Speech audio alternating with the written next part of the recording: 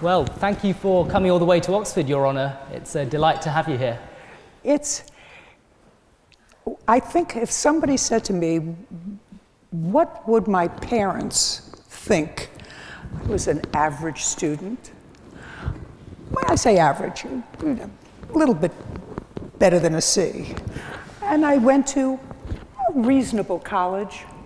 But if I could envision my father watching from someplace closer, he would be so proud that I ended up at Oxford. Well, you've obviously done something right, so... Obviously. Great. So as we saw in the intro reel just now, some of the highlights from your show and your work initially in opening up the court when you're in the family court in New York. When you were still sitting as a judge, what made you think about putting yourself forward to succeed onto People's Court? What made you think that you'd like to take this transition into television? Somebody asked me. I think that was the first thing. I had been in family court for 25 years. And although I loved it, you're very lucky if you find a place in the world where you're naturally adept at what you do, so every day isn't like going to work because it's comfortable. I mean, if they put me into a biology laboratory or a chemistry laboratory, I would be a fish out of water. But somehow I understood people. I understood what motivated them. In the family court, that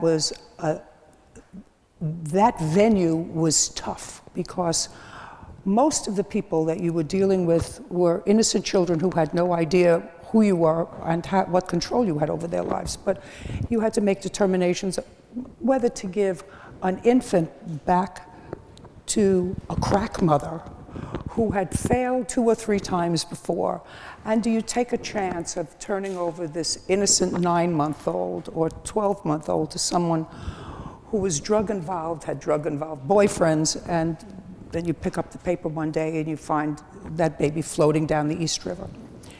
Or you had people who abused children horrifically. So that 25 years after a while, even though you love the work, it tends to make you old. It's not that you worry whether or not you made the right decisions, Michael. It's because you know you can change so little in the family court. The pathology is so ingrained. Am I getting too much into this? No, not at all. The pathology is so ingrained in the population that we had in the family court that I knew, no matter how much I tried, and I gave it 110% of my energy, and I explored every option, if you were lucky, you made a difference in 10%. And that's really a difficult venue to work in. You know, usually you work in a venue, and if you give it a job 110% of your energy, then you're a success. But giving this job 110% of my energy, 90% of the time I was a failure, and it wasn't my fault. It was systems' fault, it was people's fault, it was lack of motivation, not mine. So when I got that call that said, why don't you think about, or did you ever think about doing what you do on television? At that time, I had just turned 50. And when people turn 50, usually they say, you know what? I'm going to coast for the rest of the time. You know, I have a pension coming in, I have a job, I have a title, I have a parking space indoors in Manhattan, which is a really important thing, for free, which is even with your better. Name on, with my name, with the name on the plaque. Why would I leave the comfort of that? And I said, you know, it's an adventure. And it's a place where most things fail, but if I succeed, it will be my work that does it. So I took a shot. And yeah, and there it is. It's history since then, yeah, absolutely. So I think one thing that obviously motivates you is this impact, and it was the impact that drove you as a prosecutor, then as a judge, and now going on to have this show. Looking at this, you know, this philosophy that's driven you, do you think you've changed through your career, or have you more picked up on wanting to encourage people to be responsible citizens as you've gone on? That's obviously a big undertone of the show that you lead today. I would prefer to say I demand you be responsible. The population that, many of the population that I've dealt with in my career don't want to be responsible. All they know is irresponsible behavior. And that was in the family court. No phones in court, please. I should have the bailiff throw them out. And that was in the television courtroom, because half of a case is acting irresponsibly or untruthfully. And I think that you have certain responsibilities if you have a brain and you have the opportunity to go to a free school, elementary school, middle school, high school. You have the capability or the ability, if you work hard, to go further, you have that ability. We don't live in an oppressive country. And so you have a responsibility to be a good citizen, to be a good parent, if you elect to have children. If you elect to have children, you shouldn't neglect them. If you elect to have children, you should elect to support them, not have someone else support them. It has to be a thoughtful process. You should be a good member of your community, a good member of your family, a good neighbor. You know, nobody, if you work hard and buy a house for $250,000, 250,000 pounds, and your next door neighbor also lives, but your next door neighbor rents their house, and they keep trash in the backyard, old cars without wheels, they have loud parties, and there are cigarette butts all over their lawn, and you worked really hard for that. Well, you have a responsibility to be a new neighbor. And in the court where I work now, kicking and screaming, I'm going to take that neighbor who leaves trash in his yard, who leaves tire tracks on somebody's freshly cut lawn. I'm going to bring them into a real place and say, you have a responsibility to be a new neighbor. They don't always want to go there. So when I say you demand it, sometimes that comes from rearing. If you were reared in a home where your parents were responsible, you see a work ethic and you see a community ethic. The challenge in the family court, and the challenge I think in the world today, is that there are many people who don't have that as a role model growing up.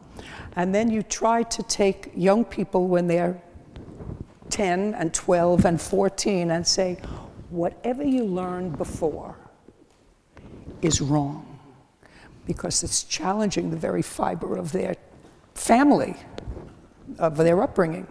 Anyway, I think I went far too long with that question. No. So following up on this idea of individual responsibility, we're here at the Union today, which was established to have open discussions. And recently around the world, we've seen a lot of threats to open discussion. There have been violent protests in the States, for example, at Berkeley, at Middlebury College, where civil open discourse is being challenged by student action. And do you think that civil discourse is suffering as a result of this? I do. Right before we came in here today, a young woman, I think her name is Tabitha, am I correct? Right over there. And we were talking about this subject, and she said something that was actually quite thoughtful. She said, how do you know that you don't agree with someone's position if you don't listen to it? Hear it. And I said, I think, and when I thought about it as we were walking over, I said, you know what, that's a simplistic understanding of why, and I'm not talking about, because we actually also discussed this, I'm not talking about inviting people to listen to hate speak. I said, I would not invite David Duke to a university that I was president of. And we all know what hate speak is. I mean, the Supreme Court says the same thing about pornography. I may not be able to define it, but I know it when I see it. So we know what hate speak is. We don't want to give people with hate speak a venue. But when, as a culture, we start to define down further what hate speak is, well, if I don't agree with that, it's hate speak. If it marginalizes a position that I believe in, that's hate speak. And universities are supposed to be the cradle of understanding, of free speech, of debate. And when you have incidents such as you had in Middlebury, where the speaker was not a person who spoke hate speak, but he had a very conservative opinion, and was invited by a professor and wasn't allowed to speak, and actually physically attacked along with the professor when they were trying to get out of the venue. Well, that's ridiculous. You don't want to live in a world where there's only one voice. You want to be able to say, you know what? I know that this newspaper's editorial page leans this way. This newspaper's editorial page leans the other way. Am I more comfortable reading the editorial page that justifies, bolsters, and enforces the way I feel? Well, of course. We say that editorial page is smart. But a really smart person will say, now I'm going to take a look at what the competition has to say, because that makes you smart, you see, because sometimes you can take away from the competition.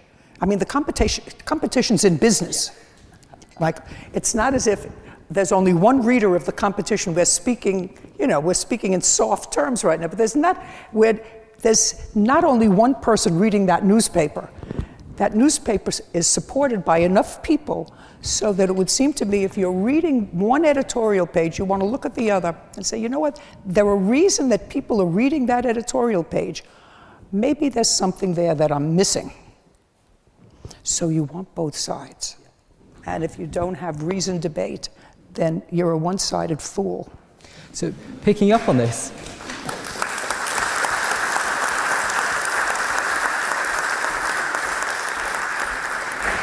given the history of student activism on campuses and people really pushing and fighting for freedom of discussion and debate, what do you think has changed over the past few years that students on campuses across the world are becoming so intolerant or so prepared to shut down open discussion? I don't know, you may not like my answer, and it's only a partial answer. I think young people in universities today are spoiled. Probably true, yeah.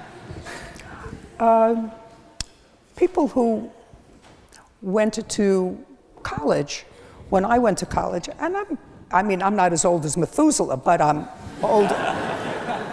I mean, I had an allowance, and it was a modest allowance, and I had a meal card, and I ate as much as I could at the meal card because I knew that I didn't have a lot extra to go out to the White Castle and grab burgers afterwards because there were other things. So, and when I grew up, if there was a race, there was a winner of the race. And the winner of the race got a trophy. Now, if you're the winner of the race, you get a trophy. Also, if you come in second and third.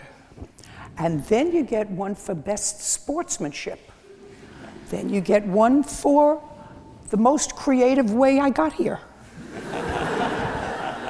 everybody gets an award. So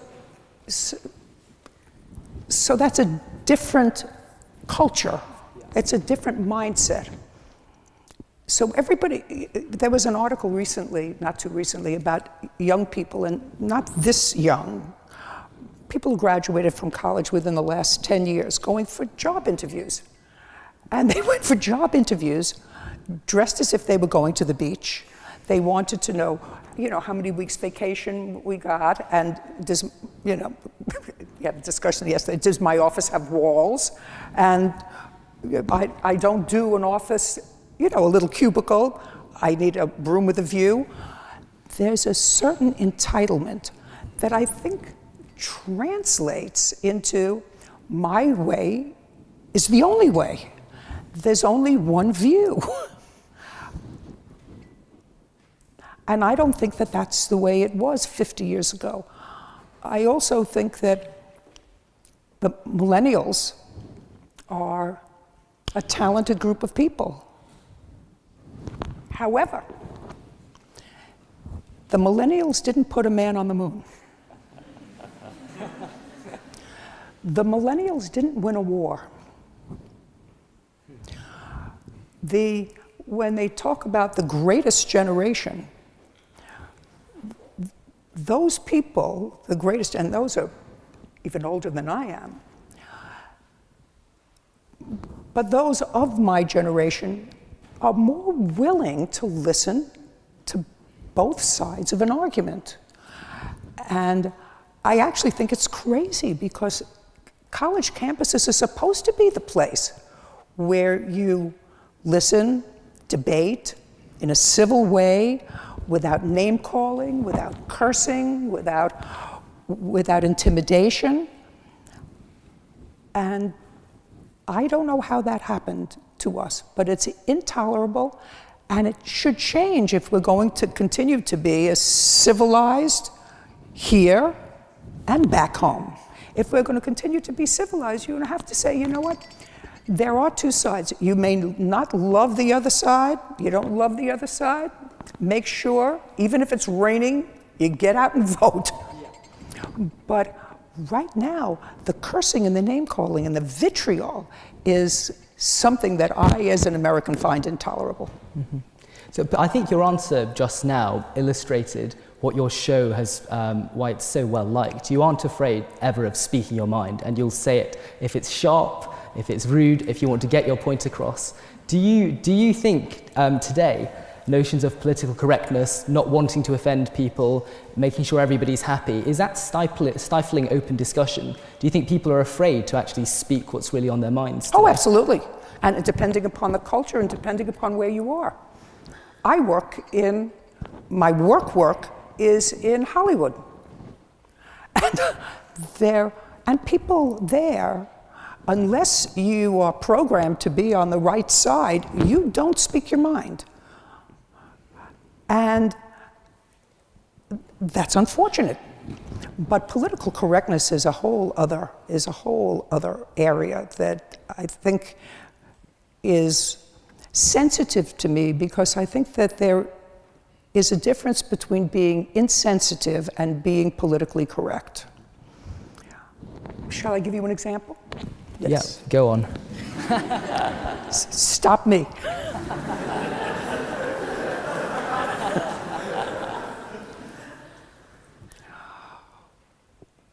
We all believe that we should have a work environment that is pleasant, and that you should not be in a work environment that's bullying, where you have a boss who perhaps is sexist, where you feel as if you have to indulge somebody with sexual favors in order to advance yourself, where there should be an air-conditioned room where you get to work in the summertime if it's hot. You know, those are reasonable things that one should expect. No more sweatshops, no more bosses with whips. We want a healthy work environment. That doesn't necessarily include a whole bunch of things that have become, to me, the subjects of human resources in major corporations that, well, for instance, we have people, and you know, I always speak my mind, we have people who work in our industry for us who have no contracts. Now, if somebody works for you and they're not doing a job, and they have no contract, but they're not doing the job that you hired them for, what do you do? What do? You fire them. Sometimes if you want to be a nice person, you say, you know what? It's not working out. I know you have the potential. Let's give it another month. After a month, your employees still can't find their way to work until 11 o'clock in the morning. Well, I'm an insomniac. I have some marginal medical malady, whatever it is, I can't. So you say, you're fired. No, you can't do that. Human resources has become a Goliath in industry. Everything goes through human resources, and because corporations have made themselves vulnerable to lawsuits, and because courts and sometimes very marginal juries have awarded people tremendous amounts of money for nonsense, human resources represents the corporation. They say, you know what, you can't fire them. It's cheaper to keep her. And just have to muddle through. So now you have a marginal employee who's won for no legitimate reason. And that is replicated thousands of times a day in corporations all over the country. Well, that's political correctness gone awry. And I think we all would agree that we want to, I was watching something about your news today, we all want to be able to help people who can't help themselves, who lack the ability to earn a living, who lack because they're incapacitated, because they can't. We're basically loving giving people both sides of the pond. But you don't want to be taken advantage of. And I was trying to think of an example. I figured we would maybe get to this discussion, a little bit of PC, political correctness. So I'm going to give you an example. It's easier for me to come to down-home roots. You have a neighbor, Michael, and your neighbor breaks his leg. You say, you know what? I'd like to mow your lawn for you while you're not able to mow your own lawn. I'd like to do that for you. How terrific, gracious. How kind terrific. of me, yeah. Yeah, how kind of you. So while the cast is on, you're mowing the lawn, mowing your lawn, his lawn, and you decide this is a pretty good job. Maybe I'll mow some lawns to make some money. So you mow your other neighbor's lawn, you make $10. You go to the other neighbor's lawn, shovel their walk when it snows. Well, the cast comes off. And he said, why aren't you mowing my lawn? He said, well, you can mow your lawn yourself now. He said, but you do such a good job.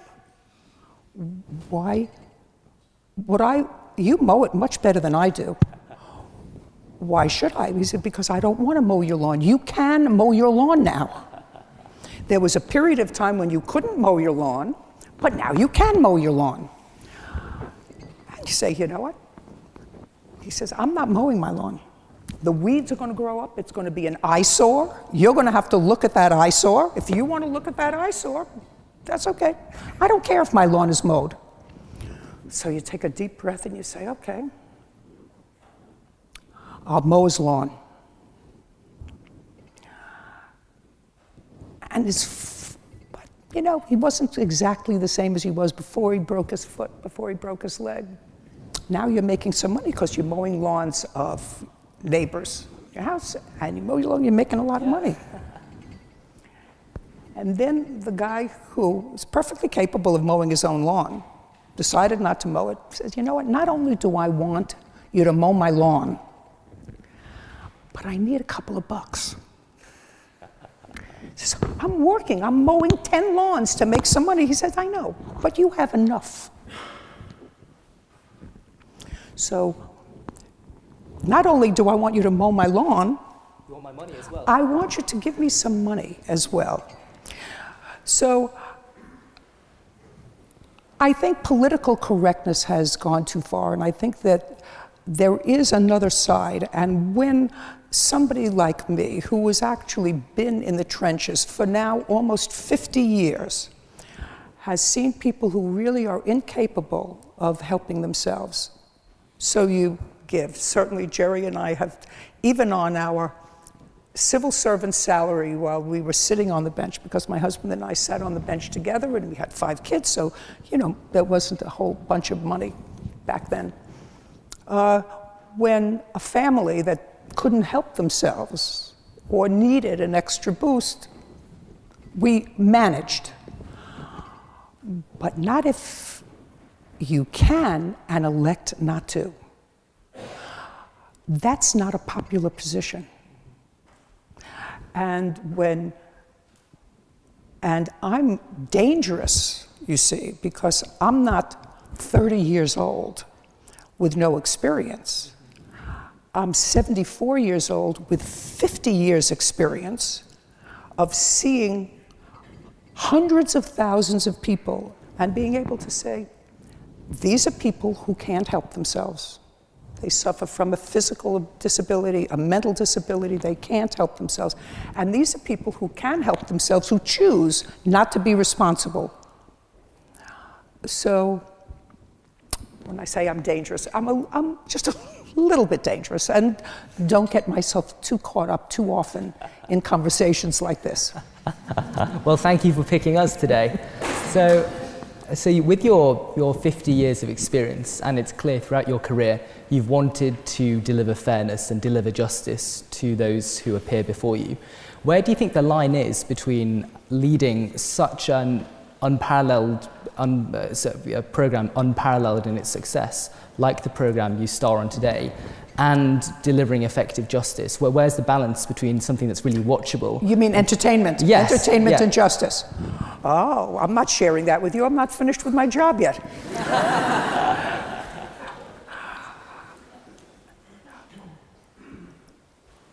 If you're going to deliver my kind of justice, which is always thoughtful, I always try to get the relevant facts, figure out what's really motivating the players in this little drama.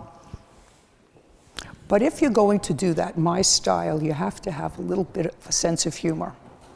You have to notice what I did today, or who say, at least in Hollywood, who say, I'm 74, I'm old. I'm not as old as Methuselah, but I'm old.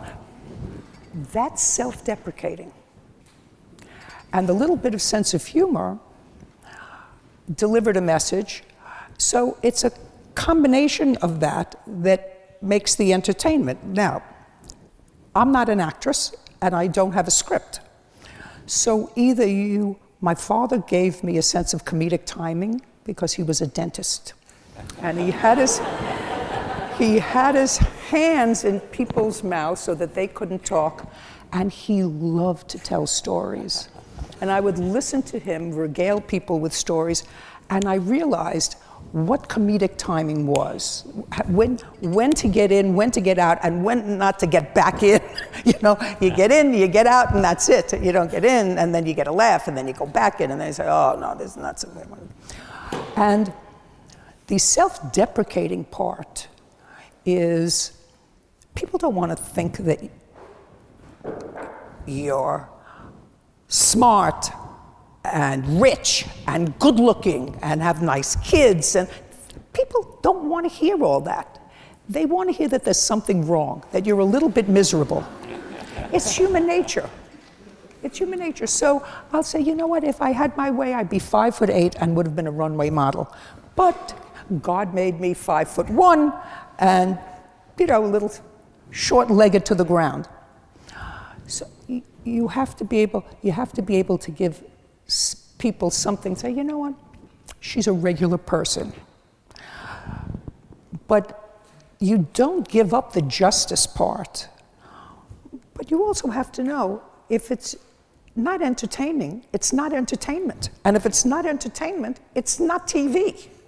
I mean, you know, watching paint dry is something that may be interesting if you want to get to the second coat. But if you want, if you want to watch, if you want to fall into something of fantasy or even look at somebody else's troubles for a half hour, it has to be entertaining. So I think that there's a balance. And I think your sense of humor and the accessibility of your program really has done a huge deal in increasing public understanding of how the legal system operates, of seeing, you know, what it's like to appear in court. What else do you think can be done to further general engagement with the legal system? Short of getting arrested and having to appear in front of a judge. I don't know whether I would say that I teach people about the legal system. Except here in Oxford, evidently, because I turned on the television and evidently there are only 2 programs on CBS reality all day long, Judge Judy and Hoarders.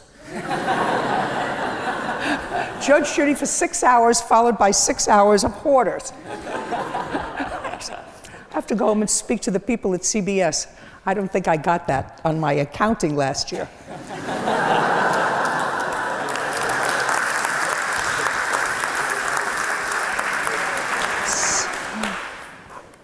I believe that we pay in civilized countries a very substantial amount of money for our justice system.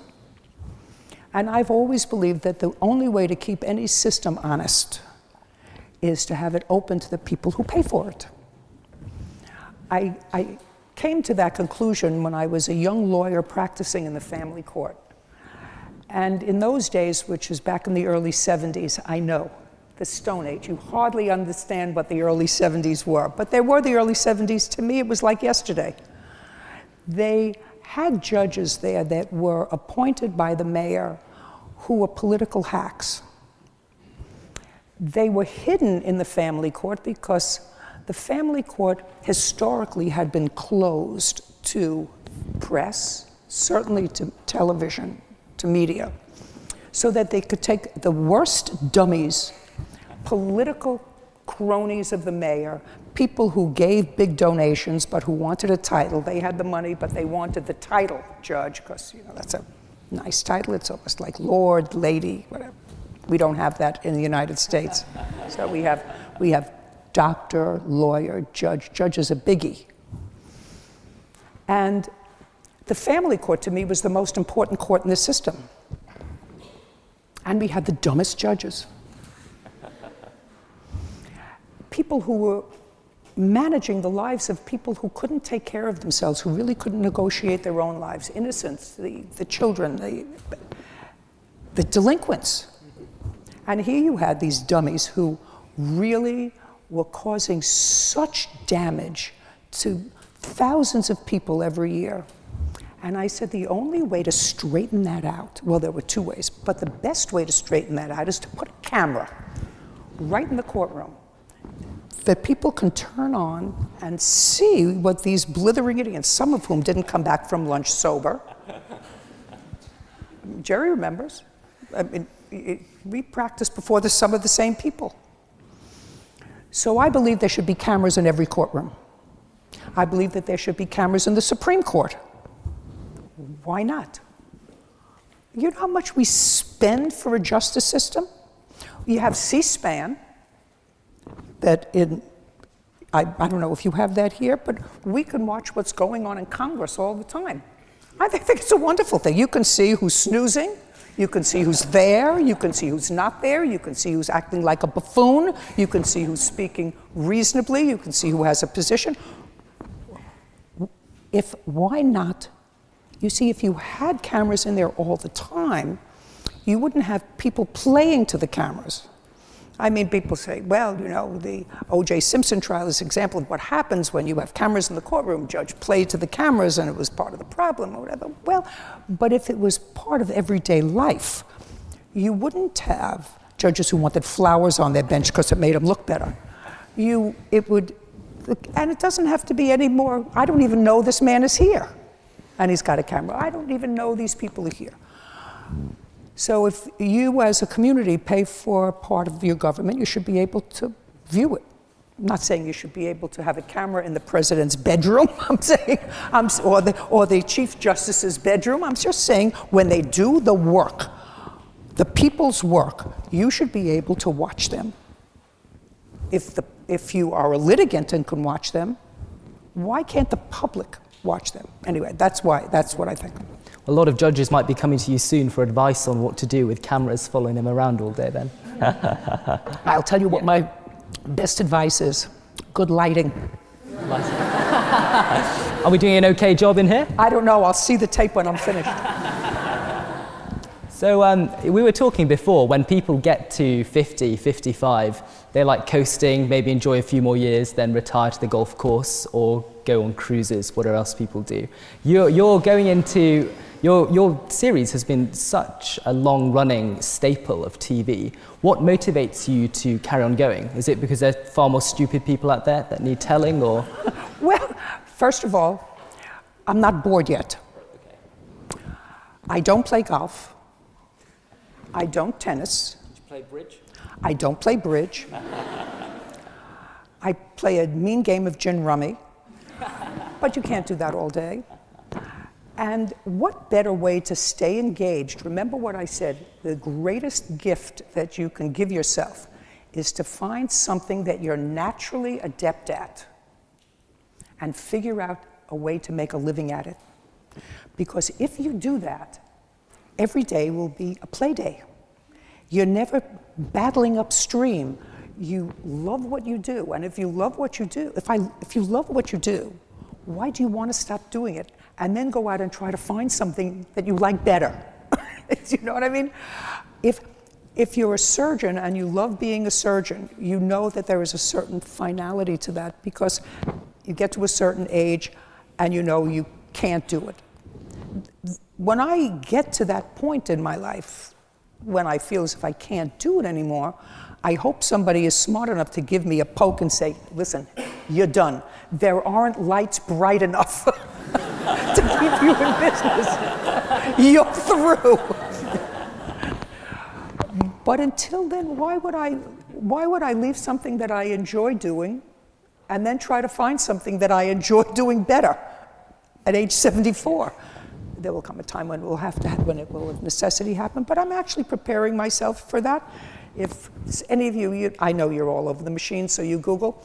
We have a little production company called Queen Bee, and we produced another program called Hot Bench. I don't know if you get it here in the UK.